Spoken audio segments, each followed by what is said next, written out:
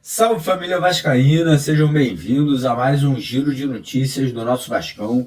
Vídeo de hoje, como sempre, trazendo para você, torcedor do Vasco, espalhado aí pelo Brasil inteiro, as últimas notícias, novidades e informações sobre tudo o que acontece no dia a dia do nosso Vascão. Vamos falar bastante aí sobre a situação do Vasco no Campeonato Brasileiro, após a derrota de ontem para o Fluminense, né, num clássico aí que o Vasco mais uma vez tem muita dificuldade, principalmente na questão física ali dentro de campo, né? E vamos falar também sobre a sequência que o Vasco vai ter agora pela frente, né? Com Copa Sul-Americana na próxima terça-feira, depois Campeonato Brasileiro, né? O Vasco pegando um dos líderes da competição, que é o Red Bull Bragantino. Então a gente vai trazer todos os detalhes aí sobre o que a gente pode esperar desses próximos jogos, né? Tendo em vista a apresentação de ontem contra o Tricolor das Laranjeiras. Então, primeiramente, quero convidar você vascaíno que ainda não é inscrito aqui no nosso canal para se inscrever lá embaixo, naquele botão vermelho, né? Lembrando que aqui no nosso canal,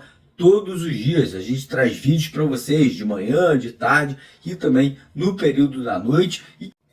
E queria pedir a colaboração de todos vocês aí que puderem dar aquela moral pra gente, deixando aquele joinha, deixando aquele like no nosso vídeo lá embaixo, naquele botão assim com o dedo pra cima. Ajuda muito o canal a continuar crescendo, evoluindo cada vez mais aqui, né, para chegar à casa aí dos vascaínos espalhados pelo Brasil inteiro. Então, começar o vídeo aqui falando um pouquinho sobre a equipe sub-20 do Vasco, porque hoje teve final de Copa Rio, né? Hoje tivemos aí Vasco e Botafogo, primeiro jogo aí da final, né, da competição. O jogo acabou terminando empatado por 0-0, né? Lembrando que o Vasco hoje tem uma das melhores equipes sub-20 do futebol brasileiro. O Vasco está brigando pela liderança do Campeonato Brasileiro e hoje, como eu falei, encarou o Botafogo, né? O Vasco não levou força máxima, né? Acabou mesclando a equipe, né? Lembrando que o Fernando Diniz já vem observando muitos dos jogadores ali da equipe sub-20 do Vasco, caso do GB,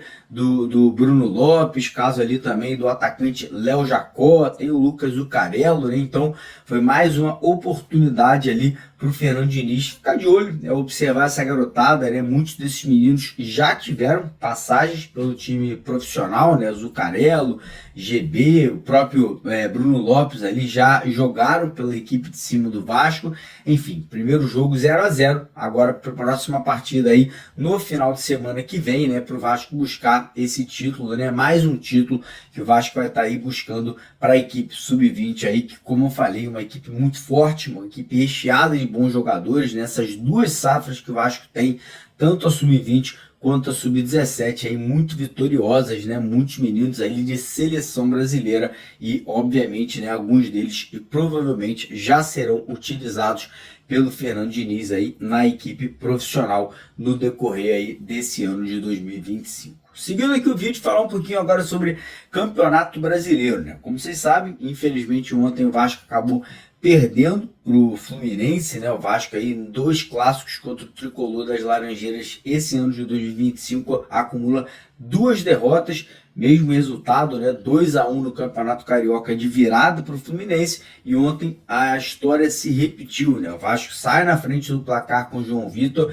e acaba cedendo, né, o empate e posteriormente ali a virada aí para o Fluminense, né? Com esse resultado, o Vasco aí teve uma queda na tabela, né? O Vasco estava ali na 10ª colocação, acabou caindo para 13º e ainda tem chance de cair mais, né? Obviamente hoje temos mais jogos aí acontecendo do Campeonato Brasileiro, então dependendo de uma combinação de resultados, o Vasco pode voltar ali para se aproximar, né? Pode ficar ali mais perto ali do Z4, da zona do rebaixamento. Então é importante, obviamente, torcer contra os adversários diretos nesse momento, né? E obviamente também ficar focado aí para que esses resultados ruins não continuem acontecendo dentro da competição. Lembrando que o próximo jogo do Vasco no Campeonato Brasileiro é contra um dos líderes da competição, que é o Red Bull Bragantino, né? Vem fazendo um Campeonato Brasileiro muito sólido, né? Com muitos jogadores jovens, né? A equipe do Red Bull Bragantino tem uma média de idade ali de apenas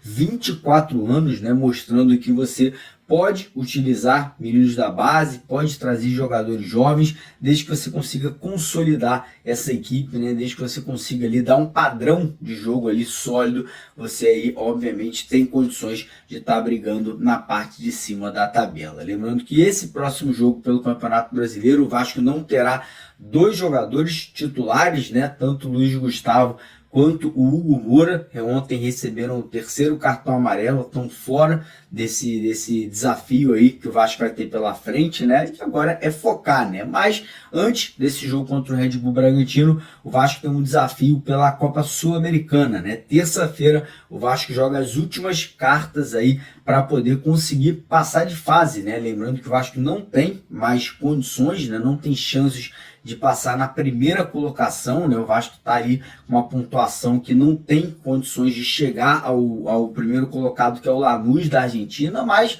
o Vasco ainda tem chance de passar em segundo, né? E, obviamente, para isso acontecer, é necessário que o Vasco vença o jogo contra o Melgar, né? O jogo terça-feira em São Januário, né? O Vasco joga em casa, né? O Vasco vencendo, ele se classifica para pegar um terceiro colocado da fase de grupos da Libertadores. Em caso de empate ou derrota do Vasco, o Vasco está fora da competição. Inclusive, eu estou vendo muitas discussões aí nas redes sociais, lá no X, aqui no YouTube também, que é a seguinte: será que vale a pena o Vasco se classificar para a Sul-Americana, né, e continuar dividindo as atenções entre Campeonato Brasileiro, Copa do Brasil ou Sul-Americana? Ou será que seria ideal, né, seria melhor o Vasco não conseguir essa classificação para voltar o foco totalmente ali para os campeonatos nacionais, né, para os campeonatos aqui brasileiros, Copa do Brasil e Campeonato Brasileiro? Até faço essa pergunta para você. Você acha que é melhor o Vasco conseguir essa classificação, passar de fase na Sul-Americana, ou você acha que seria mais interessante o Vasco ser eliminado e, como eu falei, colocar toda a atenção aí da temporada aqui em campeonatos nacionais, né? Copa do Brasil e Campeonato Brasileiro. Lembrando que esse jogo aí contra o Melgar, o Vasco também não terá o Hugo Moura, que está suspenso, né? Levou um cartão vermelho no último jogo contra o Lanús. Então o Fernando Diniz, ele vai ter que mexer na equipe, vai ter que mexer no meio campo, né? A tendência é que entre ou o Matheus Carvalho ou o Sforza ali na vaga do Hugo Moura, e teremos a volta de Felipe Coutinho, né, que cumpriu suspensão automática contra o Fluminense na partida de ontem, mas volta aí para esse jogo de terça-feira. Então o Fernando Diniz vai ter condições ali de arrumar, né, um meio de campo mais técnico, com mais posse de bola, com mais criatividade, para buscar essa vitória, né, e buscar essa classificação aí para a próxima fase da competição. Beleza, rapaziada? Antes de terminar o vídeo, queria agradecer a todos que ficaram aqui